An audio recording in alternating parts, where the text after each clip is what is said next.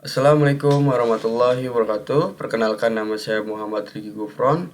Saya mahasiswa Universitas Pancasakti Bekasi, program studi manajemen semester 4. Kali ini saya ingin mengerjakan tugas ujian akhir semester dengan mata kuliah Ekonomi Syariah dengan dosen pengampu Bapak Imar MM.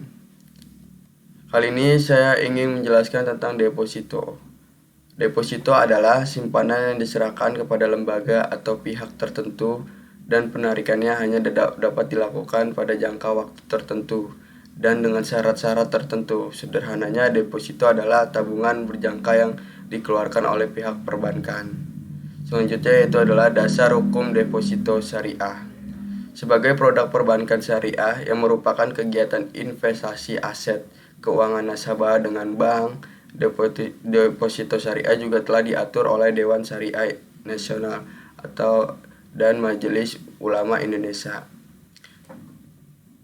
Dalam fatwa DSN nomor 3 DSN MUI yang keempat tahun 2000 pada tanggal 1 April 2000. Adapun detail ketentuan umum deposito syariah secara mudharabah yang termaksud dalam fatwa tersebut adalah yang pertama, yaitu dalam transaksi ini nasabah bertindak sebagai sahibul ma'al atau pemilik dana dan bank bertindak sebagai mudorib atau pengolah dana.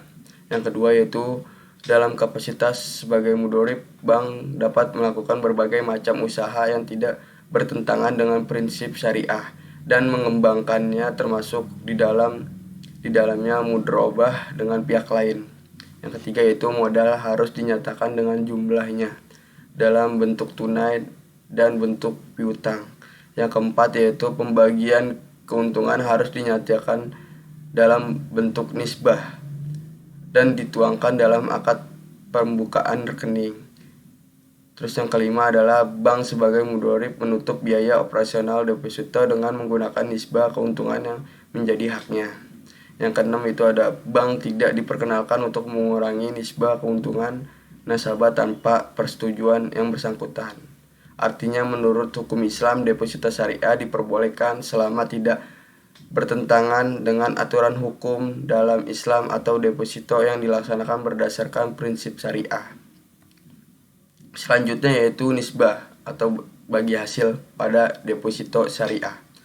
Pembagian bagi hasil dengan secara islami untuk membagi keuntungan usaha dengan rata dan sesuai disebut juga dengan namanya yaitu nisbah. Secara etimologis, nisbah menurut bahasa berarti rasio atau perbandingan.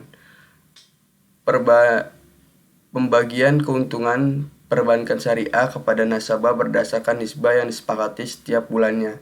Bagi hasil yang akan diperoleh tergantung pada jumlah dan jangka waktu simpanan serta pendapatan bank pada periode tersebut.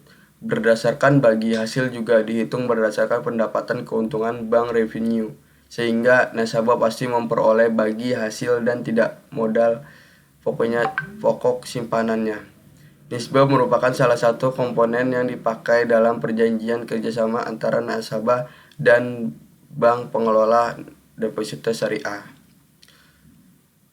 Selanjutnya itu ada manfaat memiliki deposito syariah. Yang pertama yaitu deposito syariah dijamin oleh LPS. LPS itu lembaga penjamin simpanan. Keamanan deposito ini telah dijamin oleh LPS yang telah bekerja sama dengan seluruh bank. Yang kedua yaitu keuntungan bisa disesuaikan dengan keinginan. Dengan dasar perjanjian mudharabah dan akad nisbah di awal perjanjian deposito syariah, besaran nilai pembagian keuntungan dapat disesuaikan sesuai dengan keinginan nasabah. Yang ketiga yaitu ada proses halal sesuai prinsip syariah.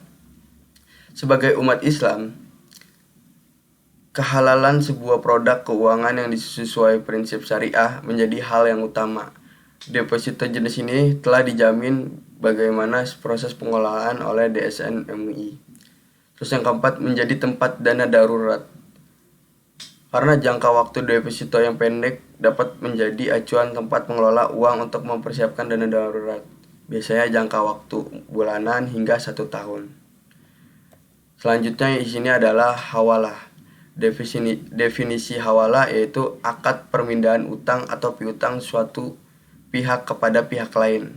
Dalam lembaga keuangan, hawalah ditetapkan pada fasilitas tambahan kepada nasabah, pembiayaan yang ingin menjual produknya kepada pemberian jaminan, pembayaran dari pemberi tersebut dalam bentuk giro mundur. Ini lazim disebut post-date check, namun disesuaikan dengan prinsip syariah. Nah, di sini ada syarat hawalah. Syarat yang harus dipenuhi untuk terjadi pemindahan hutang dari pihak pengutangan kepada pihak ketiga adalah yang pertama yaitu kerelaan dari muhil, orang yang berhutang, karena kerelaan dari seorang muhil merupakan syarat terjadinya kontrak hawalah. Yang kedua adanya persetujuan dari pemberi utang dan mutal yang haknya dialihkan kepada orang lain. Yang ketiga itu adalah keberadaan hutang tetap di dalam jaminan atau dijamin pelunasannya.